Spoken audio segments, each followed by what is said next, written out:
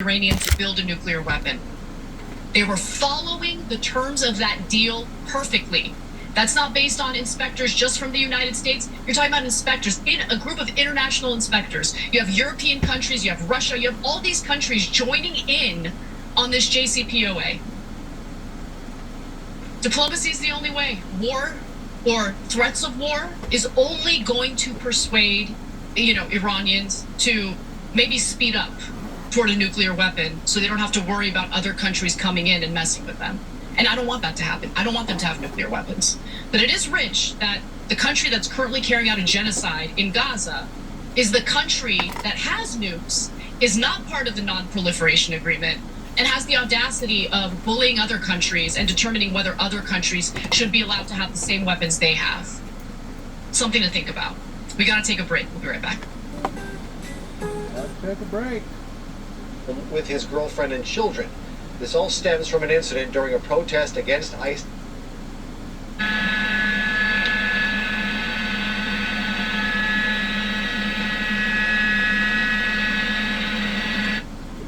Here with their rifles, and we heard some screaming up in the front, but we couldn't see because everything was black. But it was pretty shocking. His family, did nothing wrong. They, like I said, they were involved in a minor traffic accident, and then this is freeways. She got onto the eastbound 210, exited at Yarnell, and then got right back on the freeway going westbound 210, and now back on the northbound 5. So she's right at the split here with the 14, so she does have a couple of options. We've seen her get in the truck lanes as well, so that adds even more options for her. But I'm going to widen out real quick because she does appear to be slowing down a bit. It's like a woman shooter suspect in LA. Going up to a high under par. Bigger my 83 degrees. And if it's like 4 o'clock in the afternoon and all the food isn't ready on the table yet, you got to get it done by 5. Sometimes that's okay. What happens later is the kind of this midterm stress when we fail to modulate the stress that has lasted longer than that moment. And then that moment, if we can't modulate it, we tax ourselves. And that too can take a toll on our bodies. And we get kind of used to that. And people who are stressed tend to not really realize that they are stressed. And they just kind of continue, and that creates that chronic stress that we're talking about. So you and I were talking earlier, the thing that I always wish people to do is be aware. You have to really take a moment to assess how you feel.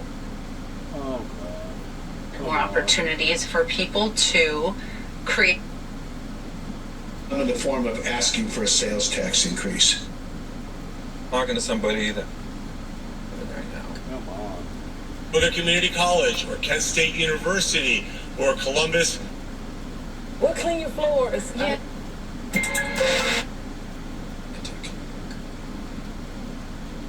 rescue center. Knowing that. So you can get one. Today, billionaires Elon Musk, Jeff Bezos, and Richard Branson are major players, but others are joining this new space race. How do you project the trajectory going forward for the next, we'll say to the end of the decade? I think we're going to see continued growth in commercial space, and that will include not only things like suborbital space tourism. Expect to see several commercial space stations. One of the things that I'm most excited about is something that is often called point-to-point transportation through space. That's going to be a huge game changer, I believe, and frankly open up space to a lot more people and have it be a part of our everyday life. So what can a commercial space flight look like? For the Inspiration 4 team, that 3-day orbital flight took them 360 miles above Earth. Orbital space flights require the craft to reach a high enough velocity to remain in orbit. Suborbital flights, however, don't achieve orbital speeds, are shorter in duration, and require significantly fewer resources. They're likely to become more accessible as space tours. A third type of space tour flies much lower than suborbital flights, but provides similar visuals. The space tourism market will skyrocket in the coming years. An analysis found globally, space tourism was worth nearly $600 million in 2021. but is expected to rise to nearly $13 billion by 2031.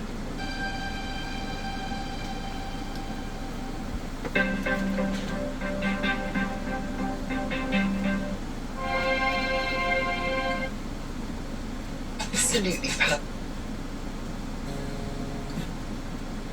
Food. It was nearly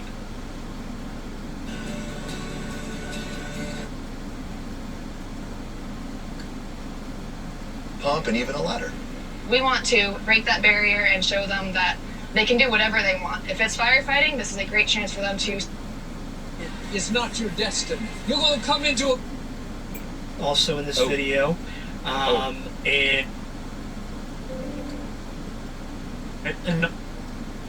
when you accepted it.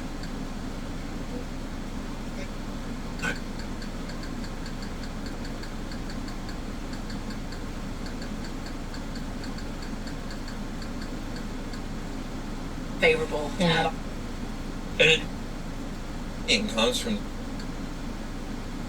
happened and why parents were detained.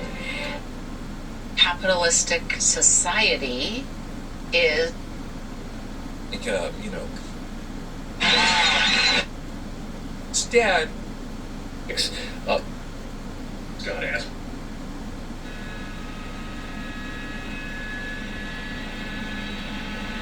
Yeah, so the biggest challenge I'm seeing, just being up here, knowing that they're likely going to start to have radio issues, is those communication issues where the...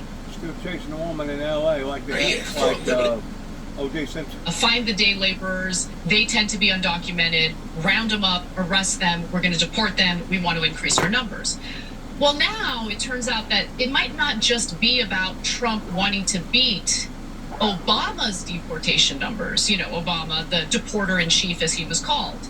And to be fair, Trump is definitely very competitive and wants to beat Obama's numbers. I don't deny that at all. But for Stephen Miller, there's something personal and financial involved as well, and that has to do with his investment in Palantir, which is very, very much involved in our deportation schemes here in the United States. So according to ethics disclosure reports released by the White House, Miller owns between $100,000 and $250,000 worth of stock in Palantir, which of course is Peter Thiel's data and intelligence software company that has several lucrative contracts with immigration and customs enforcement to track data and conduct surveillance on undocumented immigrants and soon American citizens. We've covered that. We'll continue covering that as that story develops. But nonetheless, Miller isn't the only one in the Trump administration with investments or stock in the company, but he does have the largest stake. Miller's investment could pose a severe conflict of interest, obviously, especially since Palantir has had close ties to ICE, by the way, dating as far back as the Obama administration. And I'm not doing this like both sides thing, but we also have to be real about the Democrats, because the Democrats, they're different from the Trump administration. See, they're still doing exactly what I said that they was going to be doing 6 months ago before Donald Trump became president the second time. They're still pointing the finger. The Democrats are pointing their fingers at the Republicans. The Republicans are pointing a Democrat at the Democrats. And the thing about it is, it's just as much both of them's fault that this has gotten in the shape that it's in. But they always got to play the blame game. That way they can improvise on the truth. That way possibly they can convince somebody that they're the nice guys versus the bad guys. Well, I got news for them. As far as I'm concerned, anybody that steps off into that arena is automatically damaging and damaging their reputation as far as their character, because it speaks volumes about who would ever want to become associated with this type of corrupt system that is now $37 trillion in debt, and now right now they're talking about passing another bill of $5 trillion, which will go from, let's say, 37 to, well, you can do the math. About $42 trillion is what it comes up to me. Anyways, all this malarkey, I'm going to call it malarkey to be nice about it, is only that in which what has been projected to happen. And I'm going to go as far as making a prediction that within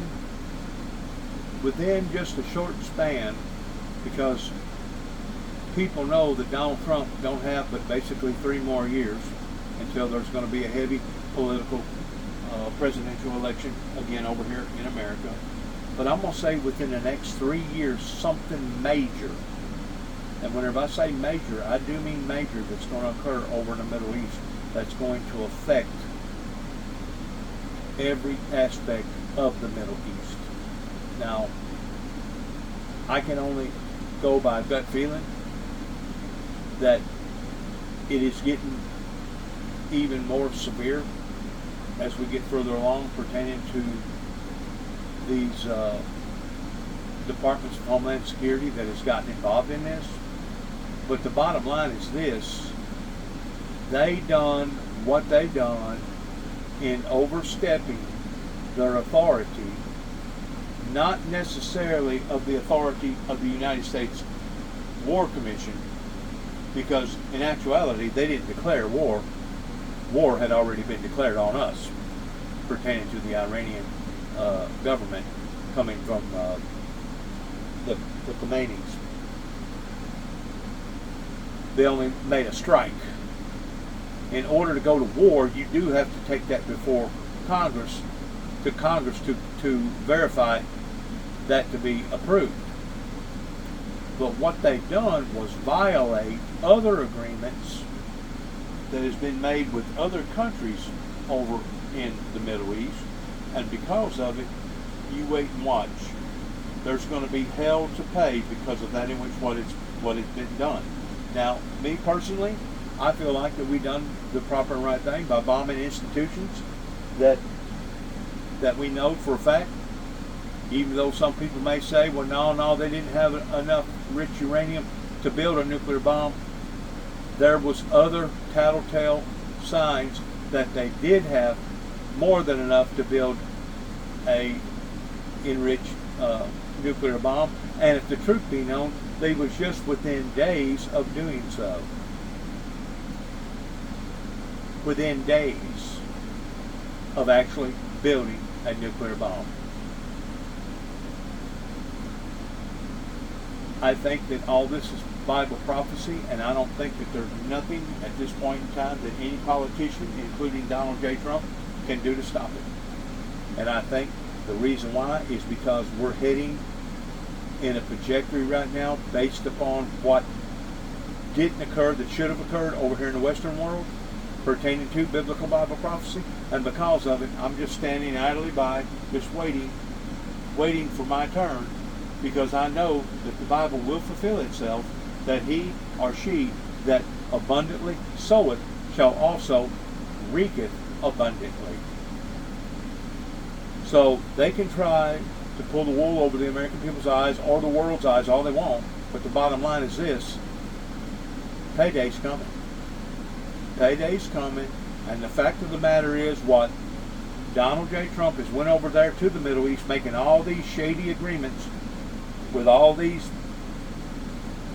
rich oil people over there, including the Saudis. You get to looking at their high marks that, they devoted, they made a commitment towards $2 trillion or $3 trillion. I think in total, all of it together is something like $5 trillion. What is $5 trillion compared to a zillion trillion dollars? It's not. It's a drop in the bucket, correct? The same way as what Christ said about the little woman that only gave 2 mites, that she gave more than all, including the lawyers, including the judges, including everybody, rich and poor, that she gave more than all. Because why? Because that's all that she had to give, was those 2 little bitty mites. So, theoretically speaking, she was given more than any other person. In the eyes of prosperity, from a monetary standpoint, you would think that $5 trillion is a lot of money, right? $5 trillion, that's big money, man. They're making big commitments. No, what they're doing is finishing the contract off towards selling America down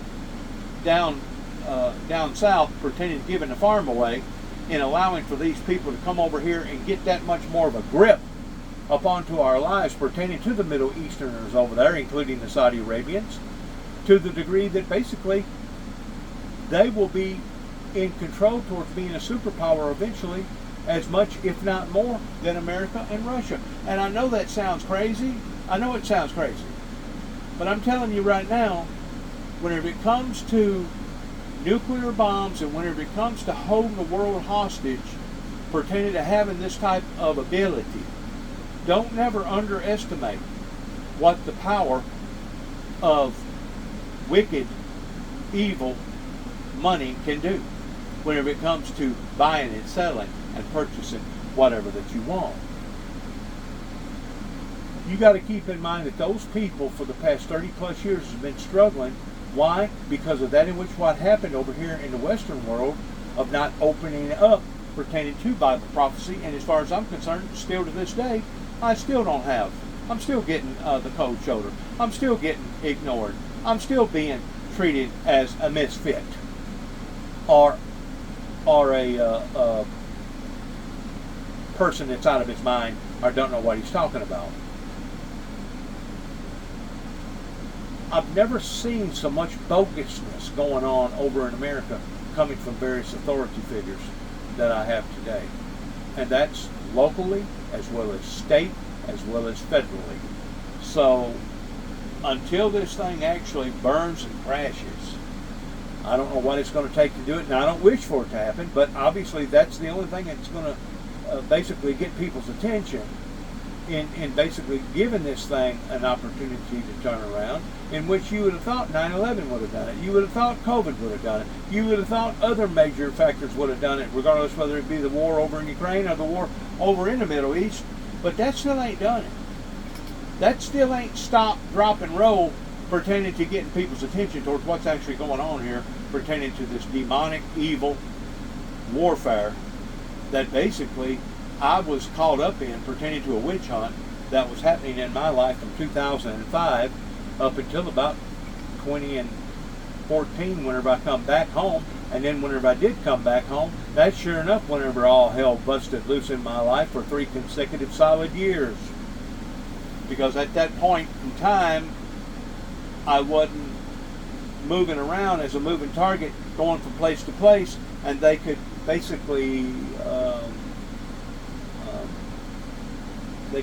hone in on my whereabouts, and that's exactly what they was doing. Basically, being tormented by about 10 or 12 different families around here that was trying everything in the world to provoke either David or myself, my brother, that's now dead at the age of 51, or cause enough disparity into our lives that either David would run me off or I would voluntarily leave.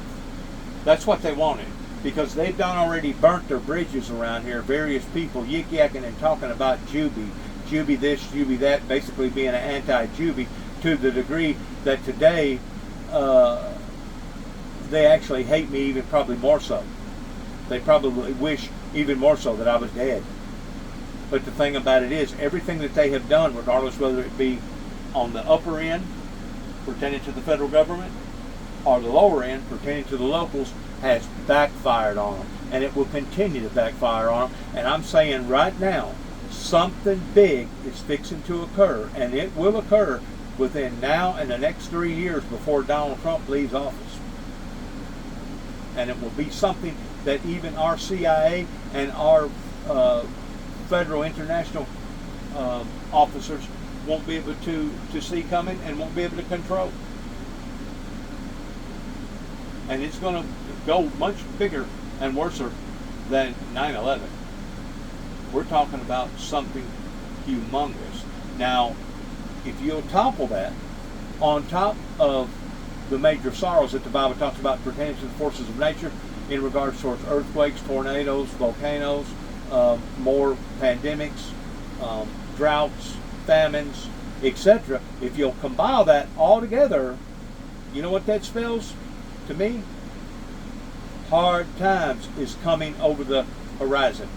And if you think that you've dealt with crazy stuff, and if you think that you've dealt with hard stuff so far, regardless whether you be in the continent of the United States or you be on the other side of the world somewhere, you ain't seen nothing yet. Coming near a neighborhood near you. You haven't seen nothing yet. And do I wish for this to occur? Absolutely not. I've said this so many times on other videos of mine that I wish that things would have properly been handled in the proper form to the degree that we would have seen not only a revival but a revolution, and out of the revolution see a true temporary utopia or peace fall upon a society, not only here in America but throughout the world. That was the number one goal. That was the first goal. Well, now since that goal is no longer obtainable, 30 some odd years later, it's put everybody in the crosshairs. So you can blame various politicians and various preachers that have sat idly by and let this fester the way that it's festered. Let this basically boil over the way that it's boiled over, and it's just a matter of time before it's coming near a neighborhood near you. Immigrants to El Salvador, they did it anyway. They're like, oh, too late. They're in midair. Sorry. So just totally ignoring what our judicial branch is ordering the executive branch to do in that case. Now, and if a court order were to try and stop the deportations, both stated that the DOJ would need to consider telling the courts FU and ignore any such court order. Now, Ruveni also stated that he was instructed by the Trump administration to refer to Kilmar Abrego Garcia as a terrorist, but he refused to do so because he was not aware of any evidence indicating that Abrego Garcia was a terrorist.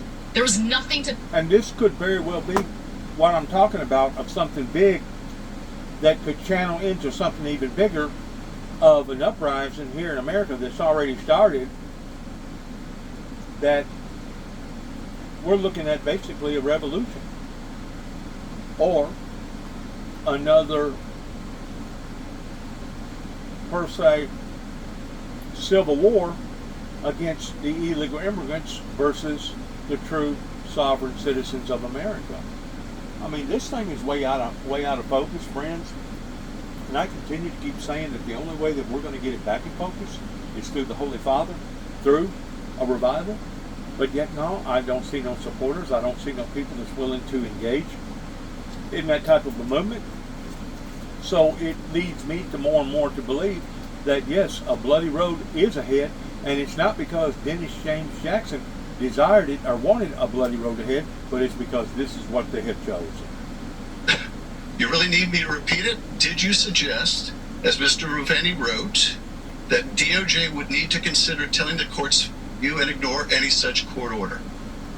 I did not suggest that there would be any need to consider ignoring court orders. At the point of that meeting, there were no court orders to discuss. Well, did you suggest telling the courts you in any manner? I don't recall.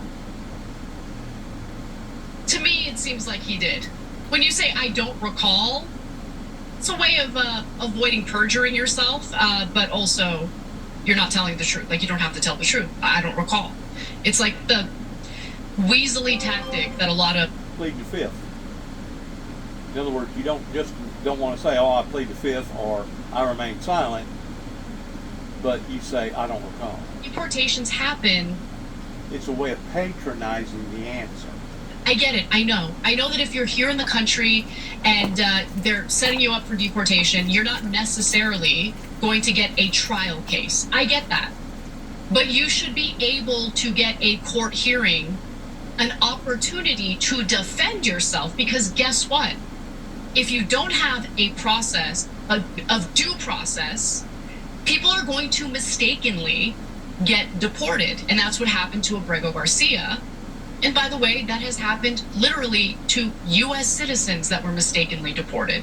In fact, Time Magazine published a piece today that It's fascinating, something that we should all know about. So less than 6 months into President Trump's second term, courts have directed his administration to bring back at least 4 people that they've deported. In the latest example, a court of appeals ordered the federal government to facilitate the return of Jordan Salmiran, who was deported to El Salvador in May, just 30 minutes after the same. Now that sounds awful to me. I know to a lot of people it's like, oh, so what? So what? They made a mistake. They'll bring them back and that'll be the end of it. No, you don't realize something. People's living so close on the edge in America and throughout the world that if they lose as much as 2 to 3 days of employment, it tears the whole household apart pertaining to the bill structure that they was already adapted to meeting and making. So whenever something like that does occur, in which I regret that it has, it's going to be devastating to families' lives. It ain't just going to be devastating in the sense of having to pay for another flight ticket to bringing them back. But it's going to be devastating to those people's lives because they're going to have to basically go through a shock and awe because now the breadwinner of that family is gone and the bill still comes. The light bill still comes. The telephone bill still comes. The insurance bill still comes. So whenever they say something like that 4 people has been transported out of the United States improperly, realize the significance of that. Is enraging. Because if you as an American are okay with the erosion of rights for undocumented people, that means you're okay with the erosion of your rights. Because it affects you as well. Well, see, my rights has already been affected. My rights started getting affected in 1989 whenever I first stood out into the eyes of the general public towards certain people in this particular area wanting to silence me whenever I got on WENK News over here in Union City, broadcasted my message on Sunday mornings, and within 4 sessions, within a month, I was given the ultimatum of either quitting my job and seeking employment elsewhere or getting off the radio station. Not counting all the adversity that I received whenever I put the 4 Horsemen wooden arts and crafts display in the back end of my truck and drove all over the countryside showing people about this apocalyptic prediction that I didn't make. I didn't write the Bible. I didn't predict. I didn't write the book of Revelations. These are all predictions. All I am is the messenger. And basically, they made my life so hard in attacking me, not only in 1989, but in 1991 and in 1993. And I mean, I got proof of all this stuff. Now, there's different people that's got power that the event that happened in my life in 2007 up here in Western Kentucky basically thought that they had squandered all information to the public. That Kentucky Dam never was looked upon towards temporarily being shut down if it wasn't just for an hour or two, based upon me telling people that God had showed me that there was going to be major electrical disturbances to come. I got news for them. I've already done my homework. I've already got my evidence coming from the Four Rivers Behavior Center and coming from Franklin, Kentucky, and coming from the State Trooper's Office and coming from Murray, Kentucky Sheriff's Office that of the truth.